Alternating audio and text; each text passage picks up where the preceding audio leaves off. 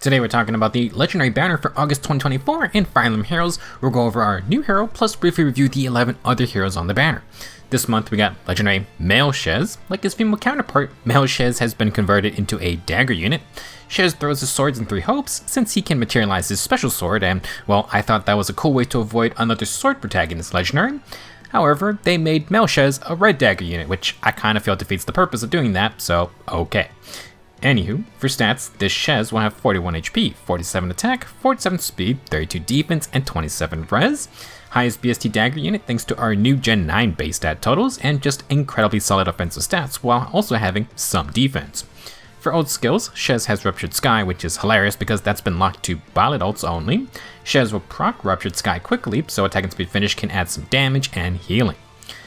Red Dagger Shez's weapon is the Dual Sword. Dual Sword will have 8 might and is a dual phase slaying dagger. For all foes within 3 rows or 3 columns, Shez inflicts in combat debuffs equal to 4 plus the number of current combat instances for the current turn times 4. This is a new condition, but basically, Shez counts how many fights have happened. This is per player phase and per enemy phase for each new turn. It includes all fights from Shez or his allies, and it does not count the current instance. Basically, all you gotta know is that in the first fight, Shez inflicts -4 debuffs. On the second, he inflicts -8, and on the third onward, he inflicts the max -12. This is the crux debuff range, so Shez can support from far away, and it's a fair amount of debuffs after a couple fights. Shez should also get these debuffs for himself, but in addition, will have brave attacks and slaying. If above 25% HP, Shez gets bonus stats equal to 5 plus the number of foes within 3 rows or 3 columns times 3. If there are 3 foes in range, that's plus 14 to all stats on top of the debuffs. Also, Shez gets 30% damage reduction for first attacks with an S, and then he has full tempo effects. No guard, and no extra special charging. With slaying brave attacks and tempo, Shez will proc his 1 cooldown Ruptured Sky on his second brave hit, guaranteed. I'm not the biggest fan of this stat gain based on foes in the crux range, cause the more foes he kills, the less stats Shez gets. He'll still get +8 at the lowest though. With all the bonus stats and debuffing going on, the 30% DR can definitely keep Shez alive against weaker hits. For his unique B skill, Shez has Shadow Slide. His unique ability was called Shadow Flash in 3 hopes, so I don't know why they changed it. Either way, Shadow Slide gives Shez 2 space warping to allies within 2 spaces. He also gets 2 space warping to any ally who has fought in the current turn. Additionally, if an ally has fought that turn, then Shez gets Pass. Oh boy. For combat, if Shez is within 3 spaces of an ally, he inflicts -5 attack speed and defense, he deals true damage equal to 20% speed, and he gets 50% DR piercing on every attack, and he has 7 flat damage reduction for first attacks with an S. Shez's Shadow Flash allowed for a fast dash that lets him get around the battlefield, so for the OG Male Shez, he got ult 4's warp ability to emulate that.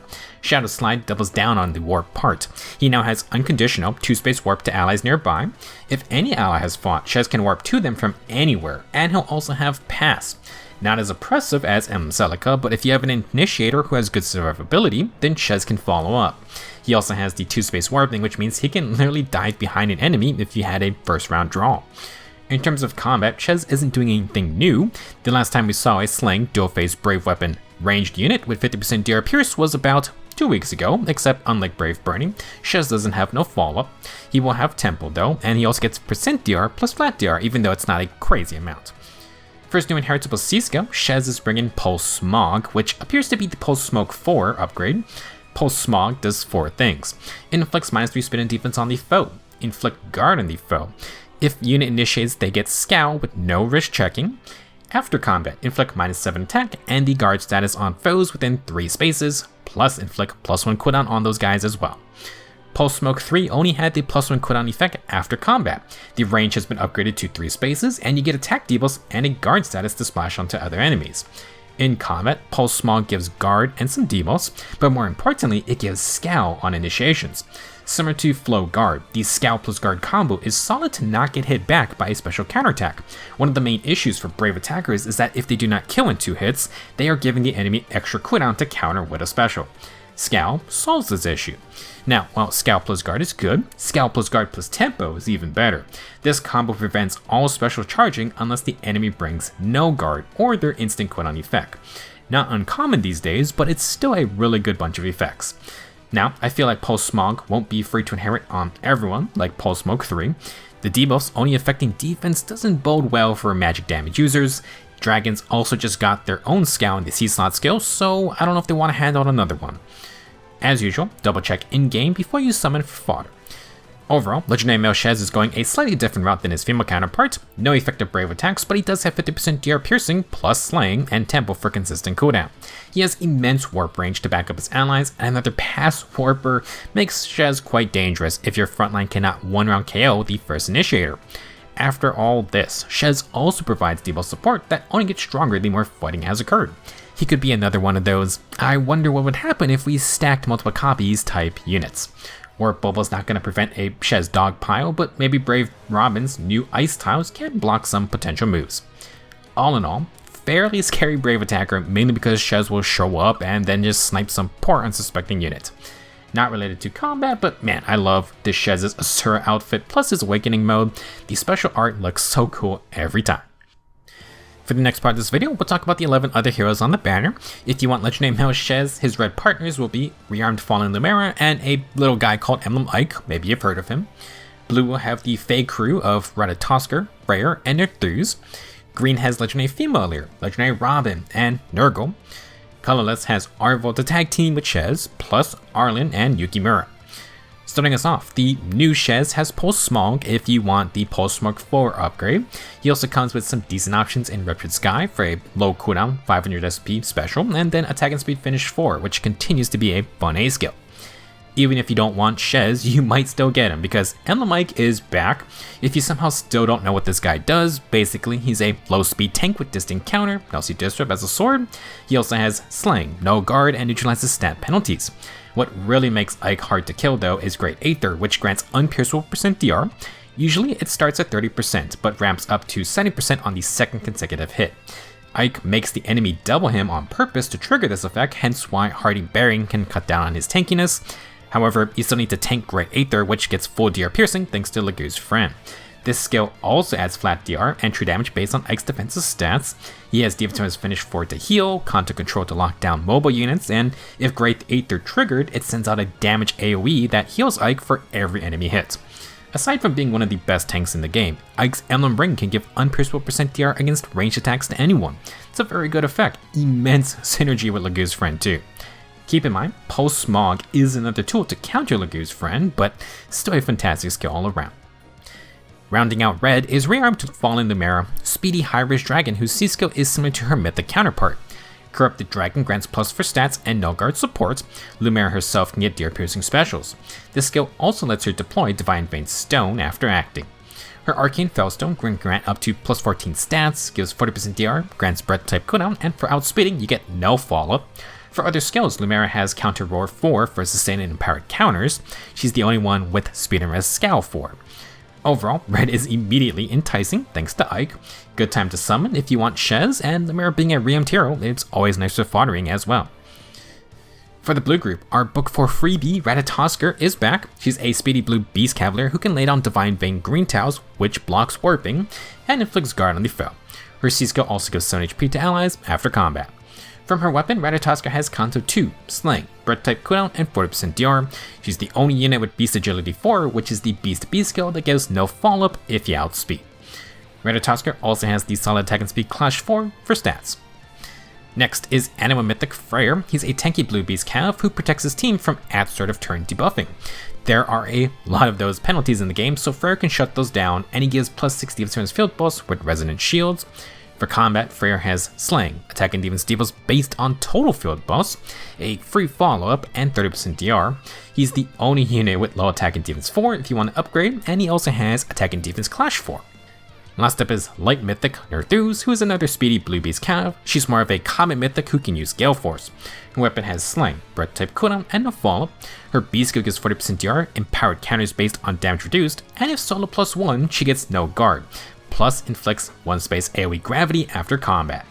Like Claude, she can get Conto via Alarm Attack and Speed to hit and run. She also has Attack and Speed Clash 4 for stats. I don't know if this is the first time, but 3 Blue Beast Cavaliers in the same group is certainly uncommon. They're also all mythics. Just as a note, Nerthuz is old enough where she barely missed the cutoff for the new Cavalry Beast transformation bonus. Both Ratatoskr and Freyr have the new effect, which can give 30% DR. For the green group, we have legendary female Alear. She's a green infantry dragon who has brave attacks. Alear's gimmick is being able to give her support partner deer piercing specials via her Dragon Blast special. Her summer also does this, but uses a bonded status to give that effect, which allows her to pass it to non-support partners. You could lose that status though. Back to legendary Alear, she has slang brave attacks, debuffs based on allies from different games, and she has 40% damage reduction. To charge her special, Alear has attack and speed pledge and attack and speed finish to get extra true damage on healing. To counter sweep effects, Alear has no C disrupt 4. She can't run the Echo version if you want to keep Dragon Blast.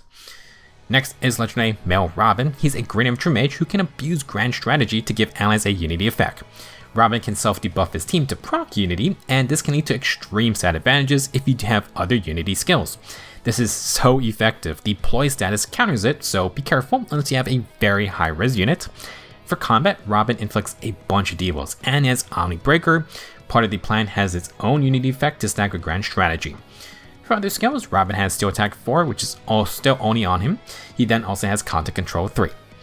Last up is Nergal. Very bulky green infantry mage. Nergal gives his team Essence Drain. After combat, Essence Drain steals bonuses on the target and nearby foes. It also heals everyone with the Essence Drain for 10 HP if you defeat a target. Now for combat, Nergal has Slang, inflicts a ton of attack and res debuffs, and deals true damage plus gains flat DR based on the number of positive statuses on him. He also gets instant cooldown for every status up to -3. This synergizes with Special Sparrow 4 for DR piercing, and self-recharging specials. To get another status, Nergal is the only unit with Defense from his Oath 4, which has the warping part. The field boss will then work with Close Bonus Doubler. Nergal's able to drop quick specials, he's fairly bulky, and can fight back against melee. Essence Drain also really messes up defenders since after round 1, Nergal just steals all the nearby statuses. Pretty good synergy with the new Shez, who could pop up after. For Colorless, Anima Mythic Arval's back for their boys' new legendary ult. Arval can inflict the guard status from long range if they have higher res. For combat, they have Slang, Omnibreaker, and a lot of flat attack and res from Duality. This A skill also gives Arval triangle advantage against the 3 colors. For skills, Arval has Dagger and Oath 4 to also warp around, and Attack and Tempo 3 to have consistent cooldown and mess with enemy cooldown. Seems like the new Shez has taken some of Arval's effects for their kit. Next is Yukimura, who is a unique low-speed, high-res dagger cavalry unit. Yukimura uses his high res to proc sabotage attack and defense, which is still only on him so far. He also gives team support for 30% DR piercing on every attack. It's in a 7-row 7-column range too. For combat, Yukimura has Slang, breath type cooldown, and he himself gets 50% DR piercing. For other skills, he has Firefly Boost 3 for extra HP, guard, and stats. Last unit for today is Arlen. He's a colorless mage with good speed and rather high defense for a mage. Arlen passes attack, speed, and defense field boss, plus the cannot be slowed by terrain status. For combat, he has Slang and gets -1 instant cooldown before attacking. He inflicts debuffs, has 30% DR, and empowers his counter based on damage reduced. Arlen also heals 7 HP after combat. To fit his decent defense and damage reduction, Arlen has Close Bonus Doubler 2. Both units with this skill are on this banner. If you want another 50% DR piercing effect, Arlen has Attack and Res Tempo 4. Maybe not the best color group based on limited units, but there are still some pretty nice skills on offer if you get extra copies. That will be it for this month's legendary banner. Male Shez is joining the Throwing Sword Club, and he's going to be warping all around if you do not KO his allies cleanly. Shez can also provide decent stat debuff support that grows stronger as more fighting happens. Personally, I'm still sad I never got legendary female Shez, and I unfortunately won't be summoning here because I'm throwing everything at Brave Alphonse. To help ease the pain though, I have +10 both of these Shez's free-to-play versions, hoping for a good old lucky free summon. Let me know your thoughts on the new legendary Male Shez, and good luck if you are summoning. That red group is very tempting indeed. Thank you for watching, and I will see you in the next video.